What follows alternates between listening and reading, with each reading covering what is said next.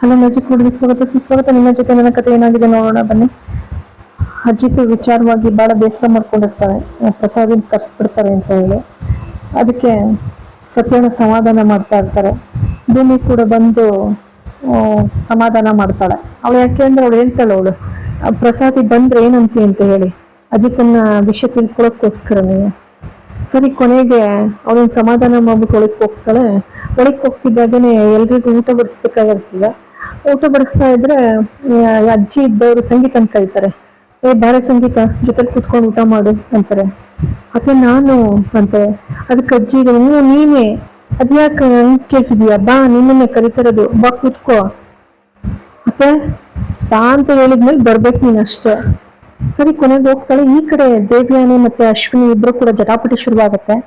ದೇವ್ಯಾನಿ ಇದ್ದವಳು, ಗೊತ್ತಲ್ಲ ನಿನಗೆ ನನ್ನ ಎದುರಾಕೊಂಡ್ರೆ ಏನು ಅಂತ. ಅದಕ್ಕೆ ಅಶ್ವಿನಿ ಹೇಳ್ತಾಳೆ, ನನ್ನನ್ನು ಎದುರಾಕೊಂಡ್ರೆ ಗೊತ್ತಿದೆ ನನಗೂ, ನಾನು ನಿನ್ನ ಬಂಡವಾಳ ಬಯಲು ಮಾಡ್ತೀನಿ, ಗೊತ್ತಾಯ್ತಲ್ಲ. ಅಲ್ಲ, ನೀವೇ ಕೊಲೆ ಮಾಡಿ ಎಲ್ರ ಮೇಲೂ ಉರಿಸ್ತಾ ಹೀಗೆ ಪಾಪ ಅವ್ರಿಗಷ್ಟು ನೋವು ಕೊಟ್ಟಿದ್ದೀರಲ್ಲ, ಸರಿನಾ? ಅದನ್ನ ಬಯಲು ಮಾಡ್ಲಾ? ನನ್ನನ್ನು ಹೊರಗಾಕ್ಬೋದಷ್ಟೇ, ಆದ್ರೆ ನಿಮ್ಗೆ ಮುದ್ದೆ ಮುರಿಸ್ತಾರೆ ಜೈಲ್ನಲ್ಲಿ ಇರಿಸಿ, ಗೊತ್ತಿದ್ಯಾ ಅಂತ ಹೇಳಿ ವಿಡಿಯೋ ತೋರಿಸ್ತಿದ್ದಾಗನೇ ಅಲ್ಲೇ ಹಂಗ ಬಡ್ದೋಯ್ತಾಳೆ. ಅಷ್ಟಕ್ಕೆ ಸರಿ, ನಿಮ್ಗೆ ಏನ್ ಬೇಕು ಹೇಳಿ, ಎಷ್ಟು ದುಡ್ಡು ಬೇಕು? ಅದಕ್ಕೆ ಅಶ್ವಿನಿ ಹೇಳ್ತಾಳೆ, ನನಗೆ ದುಡ್ಡು ಗುಡ್ಡು ಬೇಡ, ನಚಿಕೇತ್ ಜೊತೆ ಮದ್ವೆ ಮಾಡಿಸ್ತೀಯ ಇಲ್ವಾ? ಅದಕ್ಕೆ ದೇವಿ ಏನ್ ಹೇಳ್ತಾಳೆ, ಆಯ್ತು ಮಾಡಿಸ್ತೀನಿ.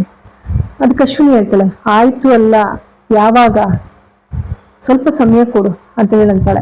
ಇಲ್ಲಿ ಮನೆಯಲ್ಲಿ ಖುಷಿಯಾಗಿ ಎಲ್ರಿಗೂ ಬಾಳೆ ಎಲೆ ಹಾಕಿರ್ತಾರೆ, ಬಡ್ಸಕ್ಕೂ ಬರಲ್ಲ, ಬಡಿಸ್ಬೇಕು ತಾನೇ ಅಂತಾರೆ. ಸಂಗೀತನ ಬಲವಂತ ಮಾಡಿ ಕಳಿಸ್ತಾರೆ. ನಾನಾ ಹತ್ತಿದ್ದವು, ನೀನೇ ಇನ್ಯಾರು, ಬಂದ್ ಜೊತೆನಲ್ಲಿ ಕೂತ್ಕೊಳ್ತಾಳೆ. ಬಡಿಸ್ರೆ ಬೇಗ, ಅವಳ ತಟ್ಟೆಗೆ ಸ್ವಲ್ಪ ಹಾಕ್ತಾ ಇದ್ರೆ ಇಷ್ಟೇನ ಅವಳು ತಿನ್ನೋದು, ಹಾಕ್ರಿ ಇನ್ನೊಂದ್ ಸ್ವಲ್ಪ ಅಂತ ಹೇಳಿ ಅತ್ತೆ ಪ್ರೀತಿಯಿಂದ ಅವಳ ಮುಖ ನೋಡ್ತಾರೆ ಪಾಪ. ಇಲ್ಲಿ ರಾಮಣ್ಣನ ಕಣ್ಣಿನಲ್ಲಿ ನೀರೇ ಬಂದ್ಬಿಡ್ತದೆ.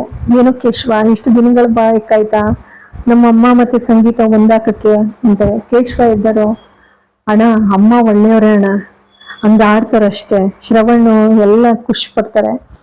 ಸರಿ, ಸಂಗೀತ ಊಟ ಮಾಡ್ತಾರೆ, ಎಲ್ರಿಗೂ ಬಡ್ಸಾಗತ್ತೆ. ಬಡ್ಸಾದ್ಮೇಲೆ ಇಲ್ಲಿ ದೇವ್ಯಾನಿ ಮಗಳನ್ನ ಮಾತ್ರ ಹಂಗೆ ನಿಲ್ಸಿರ್ತಾರೆ. ಸರಿಯಾಗಿ ಶಿಕ್ಷೆ ಕೊಟ್ಟಿದ್ದಾರೆ ಅಜ್ಜಿ, ಹಂಗಿನ ಶಿಕ್ಷೆ ಕೊಟ್ಟಿಲ್ಲ. ಅಜಿತ ಕೆಂಬಿಟ್ಟು ಸನ್ನೆ ಕೊಡ್ತಾನೆ. ಸರಿ, ಭೂಮಿ ನೀರ್ ತಗೊಂಡ್ ಬರ್ತಾಳೆ. ಸಾಹೇಬ್ರೆ ಅಂತ ಹೇಳಿ ಅಜ್ಜಿ, ಯಾವ ಸಾಹೇಬ್ರೆ ನಿನ್ಗೆ?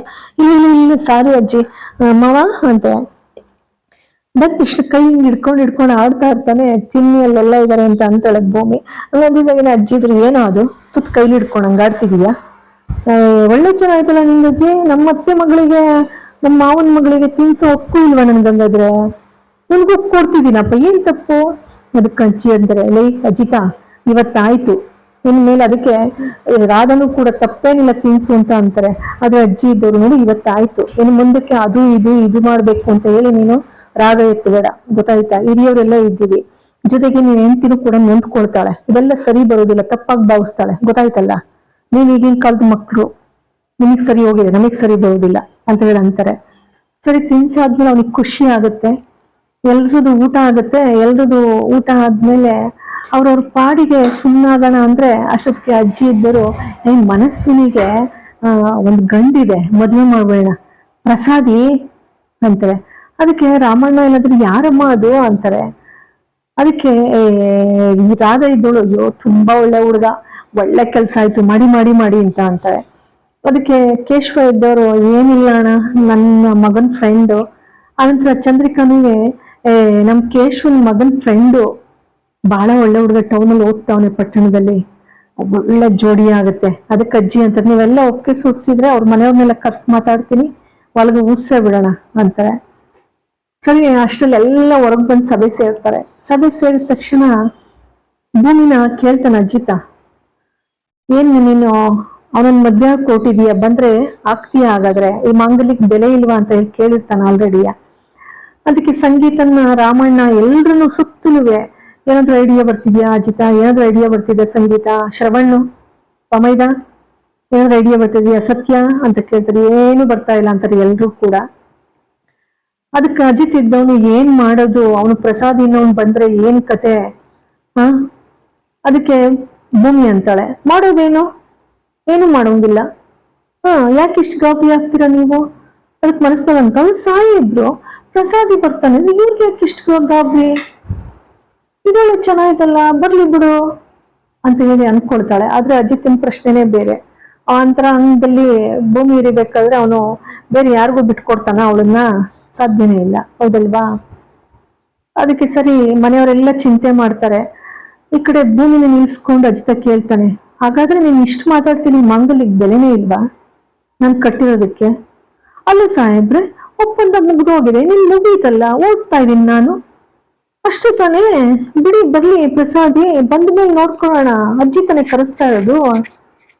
ಅದಕ್ಕೆ ಅಜಿತ ಗಾಬರಿಯಾಗಿ ಅಂದ್ರೆ ಎಲ್ಲ ಏನು ಇಲ್ಲ, ನನಗೆ ಕೆಲಸ ಇದೆ, ಅರ್ಜೆಂಟ್, ನಾನು ಹೋಗ್ತೀನಿ ಅಂತ ಹೊರಡ್ತಾಳೆ.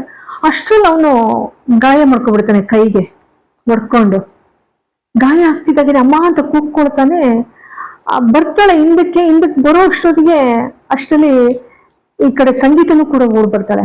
ಬಂದು ಏನು ಅಜಿತ ಇದು, ಅವನು ಇನ್ನೂ ಬಂದೇ ಇಲ್ಲ, ಪ್ರಸಾದಿ ವಿಷಯ ಇಟ್ಕೊಂಡು ಯಾಕೋ ಹಿಂಗ್ ಮಾಡ್ಕೊಂಡೆ, ಅವ್ನು ಬರ್ಲಿ, ಅವನು ಕಾಲು ಗಡಿ ಕಾಕಿ ಕಚ್ಚ ಕಚ್ಚ ಬಿಡ್ತೀನಿ. ಅದು ಭೂಮಿ ಅಂತಾಳೆ. ಯಾಕತ್ತೆ, ಅಜ್ಜಿ ತಾನೇ ಹೇಳಿರೋದು, ಬರ್ಲಿ ಬಿಡಿ, ಒಳ್ಳೆ ಚೆನ್ನಾಯ್ತಲ್ಲ, ಬಂದ್ರೆ ಏನಂತೆ, ಸದ್ಯ ಬಂದ್ಬಿಟ್ರೆ ನೋಡ್ಬಿಟ್ಟು, ಈಗ ಅತ್ತೆ ಸೊಸೆ ಒಂದಾಗಿದ್ರೆ ಅದಷ್ಟೇ ಬೇಕಿದ್ದು ನನಗೆ, ನಾನು ಕೂಡ ಮನೆ ಬಿಟ್ಟು ಸರಿ ಹೋಗುತ್ತೆ ಅಂತಾರೆ. ತಕ್ಷಣ ಎಲ್ರು ಗಾಬರಿ ಆಗ್ತಾರೆ, ಇದೇನಿದು, ಏನಕ್ಕೇನಕ್ಕೂ ಸಂಬಂಧನೇ ಇಲ್ವಲ್ಲ, ಇವ್ರು ಮನೆ ಬಿಟ್ಟು ಹೋಗ್ತೀನಿ ಅಂತ ಅಂತಾಳಲ್ಲ ಅಂತ ಹೇಳಿ. ಅಜಿತ್ಗೂ ಕೂಡ ಗಾಬರಿ ಆಗತ್ತೆ. ಇಲ್ಲಿ ಒಂಥರ ಅಯೋಮಯ, ಇಬ್ರು ಕೂಡ ಒಬ್ರಿಗೊಬ್ರು ಅಂತರಾಳದಲ್ಲಿ ಇದ್ರು ಒಪ್ಕೊಳಕ್ ಸಿದ್ವಿಲ್ಲ ಎದೆದ್ರಿಗೆ. ಈ ರೀತಿ ಮುಗುಮ್ಮಾಗಿ ಅನುಮಾನಾಸ್ಪದವಾಗಿ ಮಾತಾಡ್ತಾರೆ. ಆದ್ರೆ ಅಜಿತ ಮಾತ್ರ ಆ ಸಿಟ್ಟನ್ನೆಲ್ಲ ಎಲ್ಲಿ ಭೂಮಿ ಬಿಟ್ಟೋಗ್ತಾಳೋ ಅನ್ನೋಂಥ ಸಿಟ್ಟನ್ನ, ನೋವನ್ನ ಕೈನ ಕಂಬಕ್ಕೆ ಹೊಡೆದು ಕಬ್ಬಣಕ್ಕೆ ಹೇಟ್ ಮಾಡ್ಕೊಂಡಿರ್ತಾನೆ. ಇಲ್ಲ ಅದ್ರಲ್ಲೇ ತಿಳ್ಕೊಬಹುದು ಭೂಮಿಗೆ ಎಷ್ಟು ಪ್ರೀತಿ ಇದೆ ನನ್ನ ಮೇಲೆ, ನಮ್ಮ ಸಾಹೇಬ್ರಿಗೆ ಅಂತ ಹೇಳಿ. ಅವಳು ಅದನ್ನ ತಿಳ್ಕೊಳ್ಳೋ ಅಂತ ವ್ಯವಧಾನ ಅವಳಿಗೂ ಇಲ್ಲ. ಅಜಿತನಿಗೂ ಕೂಡ ಹೇಳ್ಕೋಬೇಕು ಅಂದ್ರೆ ಇಬ್ರಿಗೂ ಕೂಡ ಕೀಳರಿಮೆ ಮನೋಭಾವನೆ ಕಾಡ್ತಾ ಇದೆ. ಹಾಗಾಗಿ ಇಬ್ರು ಒದ್ದಾಟ ಅಂತೂ ತಪ್ಪಿಲ್ಲ. ಅಂತೂ ಇಂತೂ ಪ್ರಸಾದಿಯನ್ನು ಬೇರೆ ಒಂದು ಹುಡುಗನ ಆಗಮನ ಅಂತೂ ಆಗ್ತಾ ಇದೆ. ಇನ್ನು ಇವ್ರಿಬ್ರಿಬ್ರನೆ ಸರಿಪಡಿಸ್ಕೋಬೇಕು. ಇವಳು ಅಂದಿರೋ ಮಾತಂತೂ ಇನ್ನೆಲ್ರಿಗೂ ಕೂಡ ಪ್ರಶ್ನೆ ಇದ್ದಾಗೆ. ಸಂಗೀತನೂ ಕೂಡ ಯೋಚನೆ ಮಾಡ್ತಾ ಇದಾರೆ. ಜೊತೆಗೆ ರಾಮಣ್ಣನಿಗೂ ಅನುಮಾನ ಬರೋಕ್ ಶುರುವಾಗತ್ತೆ. ಶ್ರವಣ್ಣು ಕೂಡ ಇದೇನ್ ಈಗಂತ ಎಲ್ಲ ಮನೆ ಬಿಟ್ಟು ಹೋಗ್ತೀನಿ ಅಂತ, ಇದೇನ್ ಅರ್ಥ, ಏನಾದ್ರು ಅವ್ನು ಬರ್ತಾನೆ ಅಂತಾನೆ ಅಂತಾಳ? ಯಾಕೆ ಅಜಿತನ್ನ ಬಿಟ್ಟಿರ್ಲಾರ್ದಷ್ಟು ಪ್ರೀತಿಸ್ತಾಳೆ, ಅಷ್ಟೊಂದು ಪ್ರೀತಿ ಅವನ ಮೇಲೆ, ಎಲ್ಲಾ ರೀತಿ ಕಾಳಜಿನೂ ಕೂಡ ತೋರಿಸ್ತಾಳೆ, ಚಿಂಚು ಕೂಡ ಅಂತ ಹೇಳಿ ಯೋಚನೆ ಮಾಡ್ತಾ ನಿಂತ್ಕೊಳ್ತಾರೆ. ಇಲ್ಲಿಗೆ ಸಂಚಿಕೆ ಮುಕ್ತಾಯವಾಗ್ತದೆ. ಎಲ್ರಿಗೂ ಕೂಡ ಅನಂತ ಧನ್ಯವಾದಗಳು.